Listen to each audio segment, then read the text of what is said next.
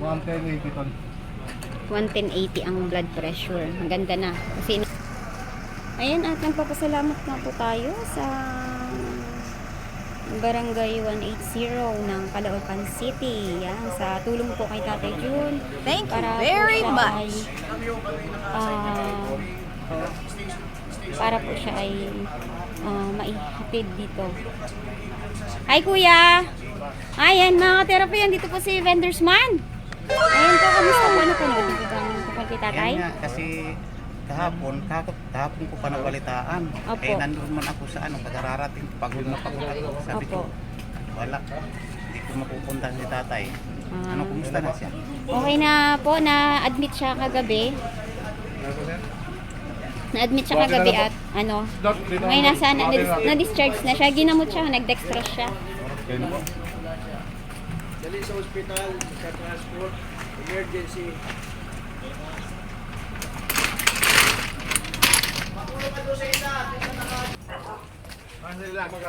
Pa? Oo, sige, tumalikod ka. Kaya pa? Akin na yung bag mo pa? Akin na yung bag mo? Kaya pa siya? Baka mapindot yung gitna ha? Ha? Baka mapindot yung gitna. Halingit pa po. Hindi, baka makali.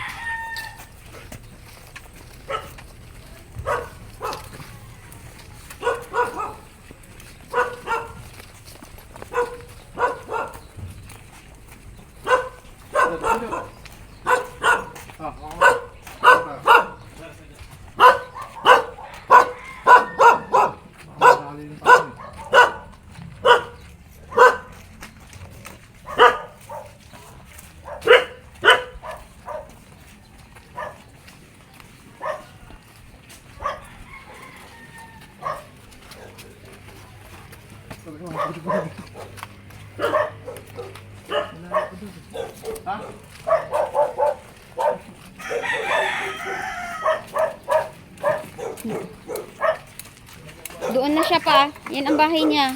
Kawawa po sila dito. Wala silang tubig. Wala silang kuryente. Meron Yung siya higaan, na? yung higaan niya muna. Meron siyang higaan niya. Meron na? May kama yan siya dyan. Kasya ba ito dito? Oo pa. Ay, ang kamay.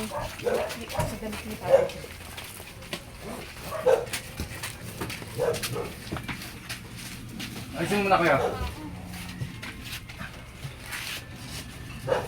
Doon. Ate, patanggal mo na itong mga laman dito. Talagay sa ilalim kaya. Ay, sige. Si Alin, isuot mo.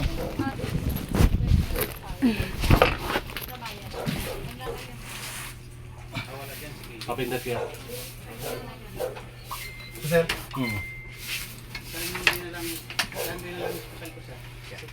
Tayo bitaw tayo. Jot pa siya, Jot.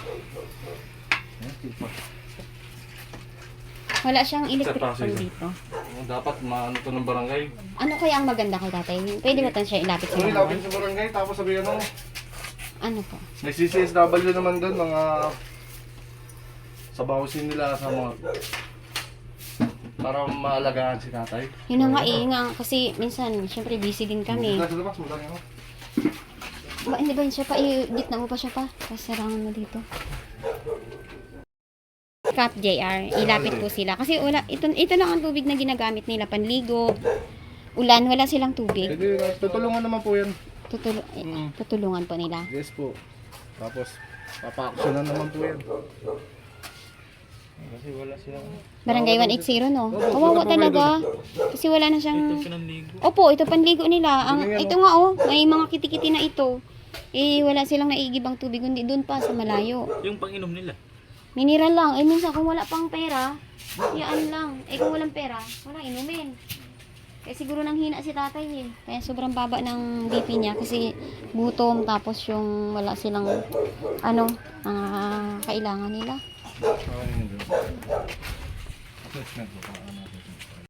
Mary Rose, Linisin mo lagi yan. ikaw na ang maglinis diyan ha. Tapos, yung sinabi ko sa'yo na pwede ka sa bahay, tumuloy. Kagaya niyan, basta ang gagawin mo lang dito ay lilinisin mo lang lagi ang bahay ni tatay. So, pag may pera ako doon, bibigyan kita ng baon para makapasok ka sa school. Tapos doon ka maligo sa bahay. Basta, ikaw ang in charge mo na kay tatay na No? Ayan mga ka-therapy, si Mary Rose po ay nakita ko naman po talaga ang malasakit po niya kay Tatay Jun. At nakita ko po kung gaano po siya nakataranta nung inatake po si Tatay Jun. Napasok pa po siya mga ka-therapy dahil humingi ako ng warm water para maipunasan nga natin si Tatay Jun. At siya nga po ay hindi nga nakapasok ko sa school. Tapos ang pera na binibigay minsan ni mama ni Mary Rose, si Mami Angelica ay 100 sa isang araw kasama na ang kanyang buong pagkain maghapon. Ang kanya pong baon sa school kasama na po yun. So, din tayo kay Mary Rose, concerned din tayo sa kanya kasi nga nag-iisa siya doon sa bahay niya, pang pagkain niya. Ito ay yun na lang kasi diyan lang naman na school mo, Mary Rose, no? Ibibilin ko sa iyo si Tatay sa terms ng paglilinis. Tapos kung may mga labahin siya, yung mga importante, dalahin mo sa akin, lalaban natin sa bahay. Meron doong pwede na nating i-dryer doon, i-washing natin, no? Para matulungan siya sa mga damit. Kasi yung mga therapy lagi siyang nakakaihi sa short. So yan, itatapon na lang lahat yan. Tapos subukan nga natin na lumapit. Lumapit sa barangay. Ay, sabihin dito sila dalawa. Ang masaklap nga nito pa, yung dalawang bahay may kuryente. Siya na may sakit, siya ang walang kuryente. Ba't di na lang kumuha dito, jumper doon? Hindi yata pwede kasi per bahay ang submitter nila. Kaya nga kahit ilaw nga lang sana no? Mabigyan Hindi sila. naman, yung extension lang. Saksak lang sa kabila. Mary Rose, saan ang may-ari ng kuryente dito? Si Ate Apple po. Pwede ko siya makausap. Yung kanina po. Alin kanina? Yung tumawag ng barangay po Siya yung babaeng maganda? Sige. Ano ba mga vendor? Kaya pala kayo. 1 milyon ang Mga kitikite? 1 milyon na yan. Kaya nga dapat ito itapon na eh. Kaya nga. Kaso wala silang makuha ng tubig. Yan ang problema kasi. Pati si Chacha nga daw nangangati na siya kasi ito rin ang panligo niya. Kaya ang dami-dami nilang labahin kasi nga wala silang tubig talaga ang hirap din maggalaw. Dapat ito ibang linis na lahat dito, no? Wala ba nag-arasyon doon na truck na, no? Walang nagrarasyon na truck dito, Mary Rose? May migrasyon dito. Di aabutin yung... Wala, Cha?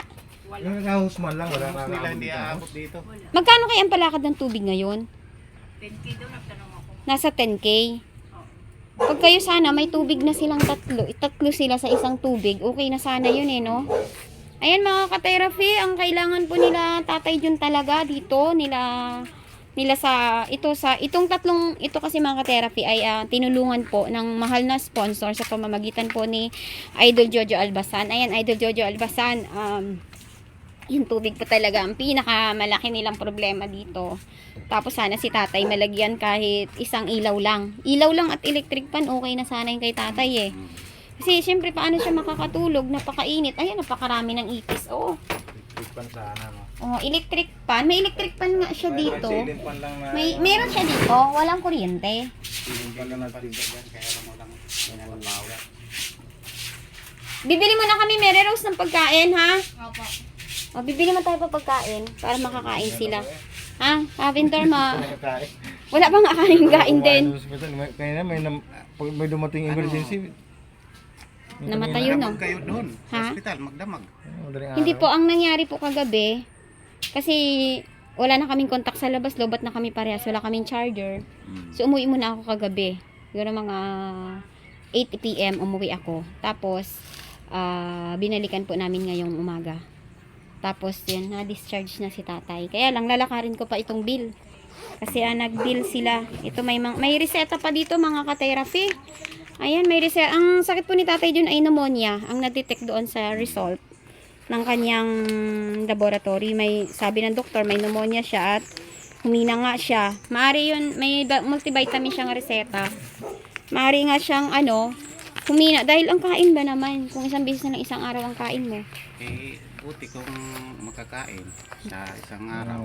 Kaya nga po, ayan, meron siyang bills, 3,900. 3,900.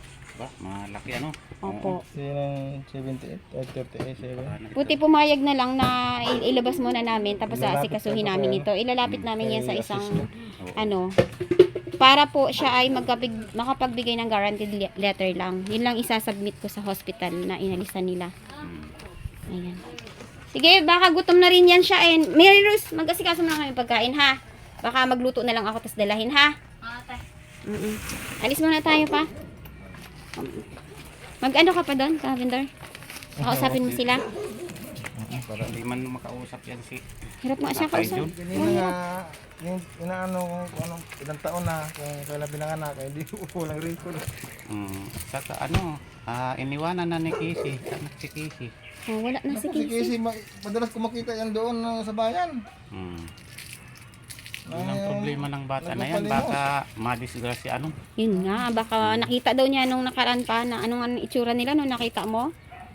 Ano yung hilot si Tian, tapos nanghihingi ng ano doon sa mga dumadaan. Tapos si Casey yun na. Kamusta po yung ni Casey? Yung Casey niya? negative siya. Oo, negative siya. Kaya, ngayong negative siya, iwasan talaga siya magpunta doon. Baka mag-positive siya sa susunod. Kaya nga. Ha? Kasi yun ang napakalaking problema talaga.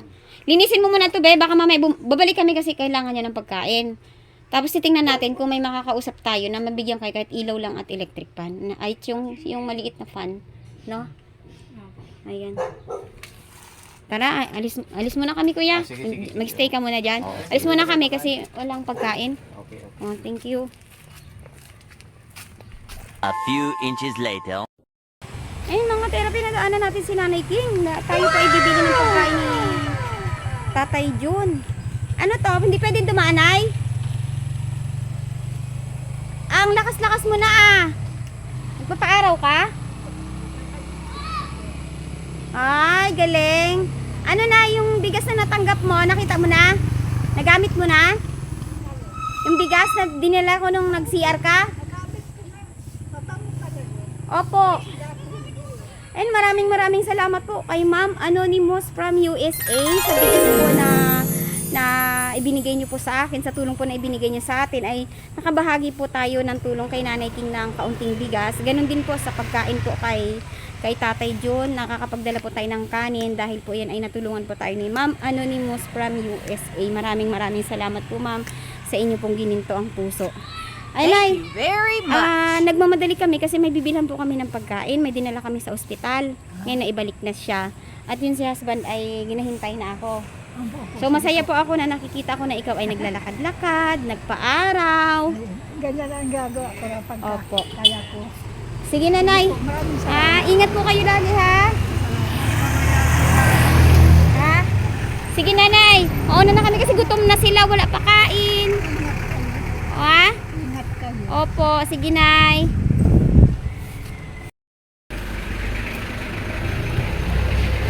Yan, bibili natin si... Wow. Pabili po. Sigang.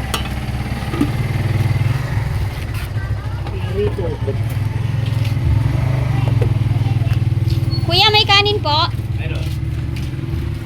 4 na order sa kanin. Kila Mary Rose. Kila Mary Rose.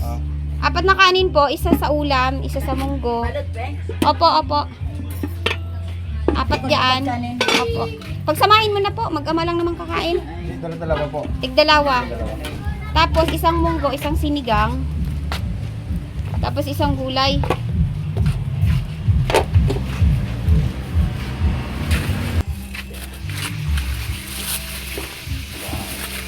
Tapos tig-isa po dito. Sigang mong dupe. Opo.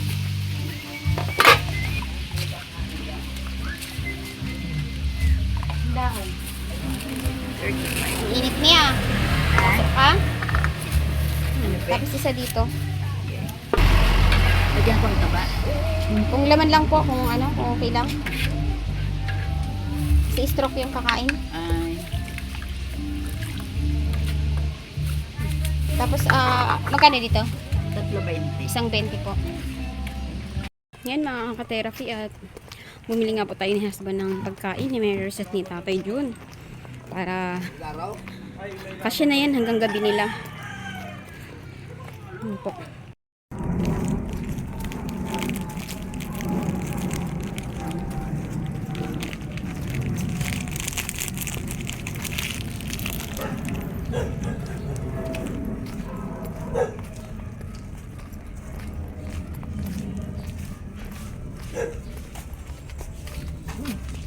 Dami palang basura. Grabe, basura, Mary Rose. Be, kumain ka muna. Kumain muna kayo ni tatay. Kumain na maglinis. Kasi wala pa yung kain. Kain muna kayo. Napaludan na kita kanina, no? So, magtawag ka sa akin. I-message kita mamaya. Alam mo sa bahay? Alam mo doon? Hindi, high school siya nag-aaral eh. Diyan sa kay Grace din eh. Ha? Punta ka mamaya sa bahay. Bibigyan ako sa'yo mamaya ng pansahin niyo na bigas, ha? Ibig mong sabihin, si Messi, hindi marunong umuwi. Opo, ako ba yung nagsusundo sa kanya tuwing pupunta po kay mama, tuwing gabi po. Pero galing, nakakaalis siya, no? So, mamaya punta ka sa bahay, bibigyan kita ng pambili ng mineral. Lalo na itong mineral nila. Tsaka kunting bigas, no? Ayan. Tapos, nandito si yung may-ari ng kuryente. Ayan, sana ay magkaroon siya ng kuryente, no? Kahit ilaw lang. Wala na, extension lang naman yung may bayad pa doon. Subukan namin makipag-usap. Pero, hindi mo na ngayon kasi wala pa kaming kain, ha? Iusapan natin, ha? Mag-chat ako mamaya sa'yo, pupunta ka sa bahay. May bibigyan kita ng konting bigas. Ha? Ayan. Thank you po. Sige, Tay! Dito muna kami, Tay, ha? Kumain muna. Mary Rose, kumain muna. Hindi, tanggalin ko lang po Hindi, yung mamaya na yan. Matagal pa yan Sinusubukan mo pa yan natapos. siya? Ha? Hindi na, Tatayo ko pa po. Oo. Sige, Tay! Kain muna kayo. Mamaya na yung linis mo. Kabitan tayong kuryente Ha? dyan. Para Paano? Tuloy na kami, ha? Opo, ingat po kayo po. Hindi. Bye-bye, Tay! Wala lang po yung plato. Oo. Ingat po kayo. Oo, sige, bye-bye. Sabon. Wala silang sabon. Ano panghugas mo? Anong panghugas mo ng plato? Meron na po. Ano? Tingin? Asan sabon? May sabon siya. Punta na lang siya mamaya doon sa bahay. Ha? Bigyan ka pambiling mineral at saka Ha? Sige. Bye-bye. Sige po. Oo. Bye-bye.